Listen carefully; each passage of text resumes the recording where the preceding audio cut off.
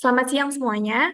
Terima kasih atas kesempatannya. Kami dari kelompok 6 di sini akan membahas tentang karakteristik interaksi fluida batuan dan pendugaan suhu reservoir pada sistem panas bumi Kamojang Garut berdasar data kimia gas sumur produksi. Next.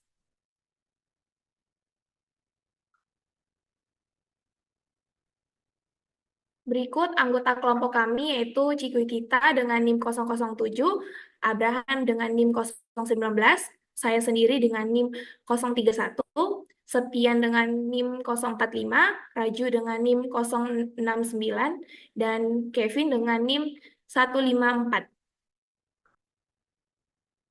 Berikut tabel kontribusi kami. Next. Selanjutnya akan dilanjutkan oleh teman saya. Baik, untuk informasi umum berupa lokasi lapangan, yaitu lokasi lapangan Kamojang atau area panas bumi Kamojang terletak di Garut, Jawa Barat, Indonesia. Dengan ketinggian topografi wilayah ini berkisar antara 1.400 hingga 1.800 meter di atas permukaan laut. Daerah ini secara geografis terletak pada koordinat 07 derajat 11,02 detik sampai 07 derajat 06 menit 08 detik lintang selatan dan 107 derajat 44 menit 36 detik sampai 107 derajat 49 menit 30 detik bujur timur.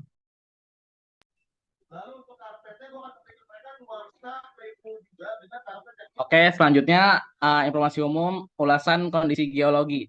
Berdasarkan peta geologi PGE 2011, terdapat sesar utama yang berada di daerah utara timur lapangan panas bumi Kamojang, yaitu sesar Citepus yang memanjang utara selatan dengan arah kemiringan ke barat, yaitu kedua ada sesar Ciwelerang memanjang barat laut Tenggara dengan arah kemiringan ke selatan dan sesar Patengteng memanjang utara sampai selatan dengan arah kemiringan ke barat yang ditunjukkan oleh gambar 1.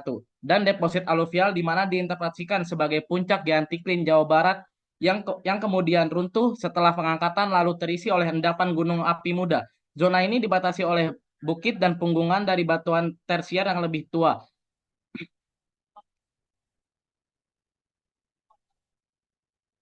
Kemudian lapangan panas bumi Kamojang memiliki ciri khas sistem panas bumi, yaitu sistem yang didominasi oleh uap. Sehingga karakteristik sistemnya cukup menarik untuk dikaji, terutama terkait pola interaksi fluida hidrotermal dengan batuan di bawah permukaan geoindikator. Daerah ini terletak di kawasan vulkanik dengan tatanan geologi yang dipengaruhi oleh aktivitas tektonik dan vulkanik.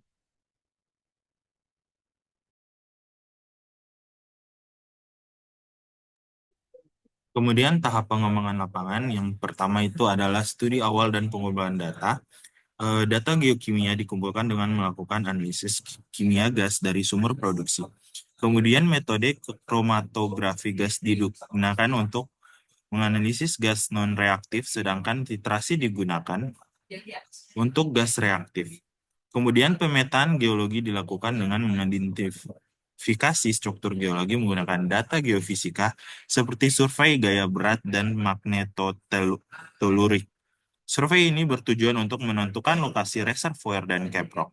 Kemudian analisis geotermometer menggunakan data kimia gas dilakukan untuk menghitung suhu reservoir dengan hasil menunjukkan rentang suhu 250 sampai 279,7 derajat Celcius. Kemudian yang kedua adalah analisis interaksi fluida batuan.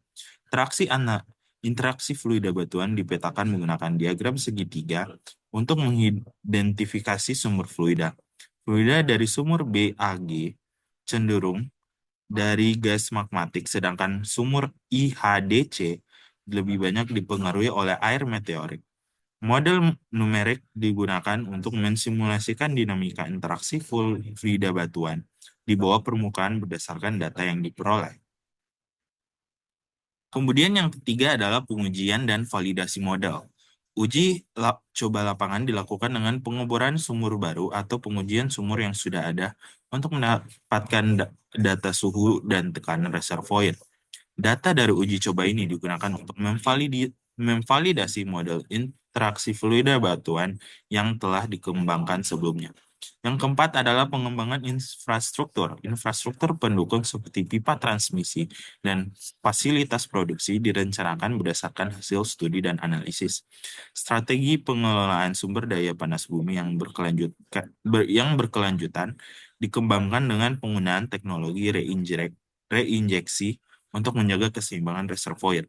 Dan yang terakhir adalah monitoring dan evaluasi berkelanjutan. Kualitas gas dan suhu reservoir dipantau secara berkala untuk mendeteksi perubahan yang mungkin terjadi akibat kegiatan produksi.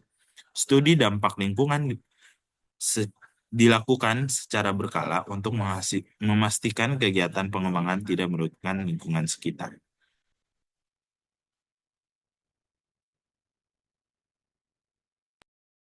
Selanjutnya ada studi khusus. Yang pertama ada tujuan studi. Berdasarkan hasil penelitian ini, tujuan studi untuk mendapatkan gambaran jenis dan variasi fluida yang berpengaruh pada sistem dan mengetahui dinamika kondisi fisiokimia di bawah permukaan, terutama pendugaan suhu reservoir berdasarkan analisis kimia, sampel gas dengan spektrometri massa, dan menginterpretasi hasilnya dengan menggunakan beberapa crossplot dan formula perhitungan.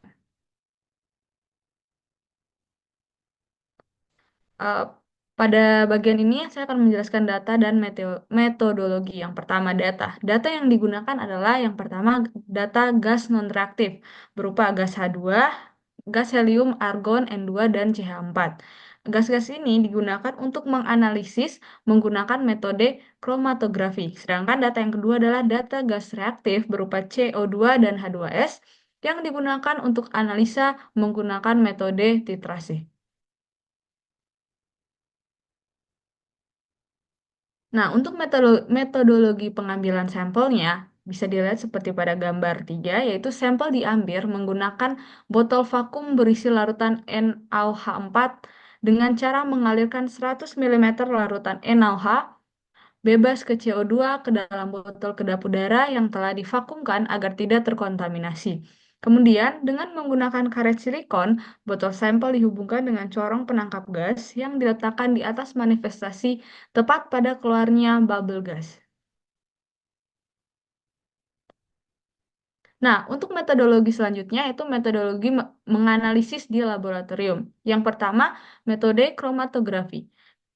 Untuk gas non-reaktif menggunakan alat kromatografi gas Argilent teknologi 7890. Pada analisa H2 dan He digunakan gas argon sebagai gas pembawa, sedangkan N2, Ar, dan CH4 digunakan gas He sebagai pembawa. Kedua analisis gas menggunakan dua detektor thermal conductivity atau TDC. Sistem alat kromatografi gas Argilent Technologies beroperasi secara simultas untuk analisis gas H2, He, N2, argon, dan CH4 menggunakan software Excochrom. Nah, selanjutnya adalah menganalisis gas reaktif yang terlarut dalam NaOH, yaitu CO2 dan H2S digunakan untuk metode titrasi. Gas CO2 dititrasi menggunakan larutan HCl, sedangkan gas H2S menggunakan larutan TiO sulfat. Nah, untuk hasil penelitiannya, di sini adalah ada peta, yaitu skema pengambilan gasnya, atau peta yang dimana kita mengambil sampelnya. Next. Nah, untuk hasil penelitiannya ada pada tabel 1. Tabel 1 adalah tabel yang menggambarkan seberapa banyak konten dari CO2, H2S, NH3, Ar, N2, CH4, dan H2O. Juga ada persen dari berat parameter ini. Yang pertama, hasilnya adalah pada sumur KMJI memiliki kadar gas total 0,69%. Lebih besar daripada KMJB, yaitu hanya 0,10%. Nilai yang lebih besar diinterpretasikan sebagai telah terjadi proses separasi gas akibat pendidihan. Pada KMJI mengalami proses separasi gas dalam satu tahap separasi yang mengidentifikasikan gas berasal langsung dari reservoir. Kesimpulan yang kedua itu sumur KMJB, yaitu gas telah melalui lebih dari satu kali separasi gas.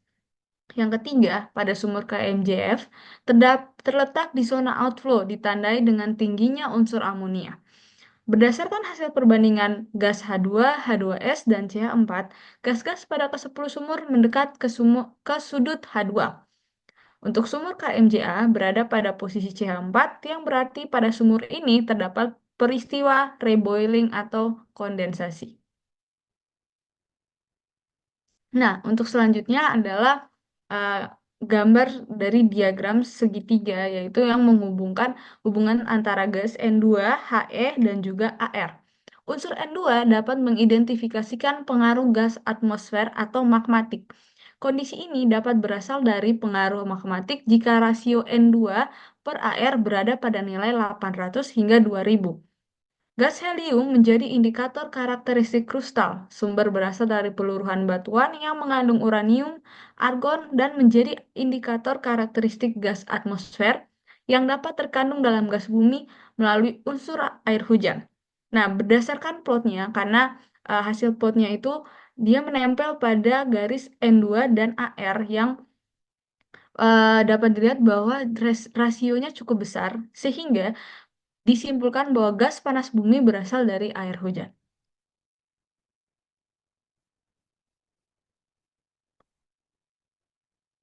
Nah, untuk yang kedua ini adalah hubungan diagram antara N2, CO, dan juga Ar.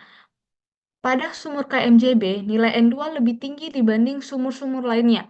N2 merupakan unsur dari atmosfer, dan sumur KMJG lebih mendekati zona outflow dibanding KMJI karena konsentrasi CO2 yang lebih besar. CO2 adalah unsur gas utama di sistem panas bumi. Next.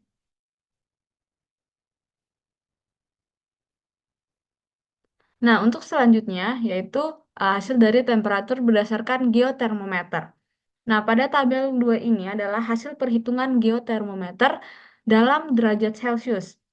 Dari tabel perhitungan, maka dapat diperkirakan temperatur reservoir berkisar antara 230 sampai 279,9 derajat Celcius. Nah, itu tuh dapat dilihat dari rata-rata di tiap sumur. Itu menunjukkan bahwa nilai temperatur reservoir itu berkisar 230 sampai dengan 279,9 derajat Celcius.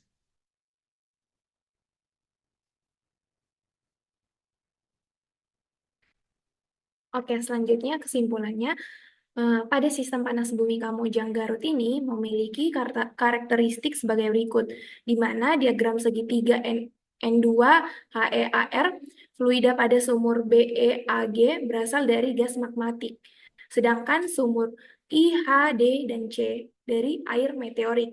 Nah, input fluida gas pada sistem diperkirakan berasal dari gas magmatik.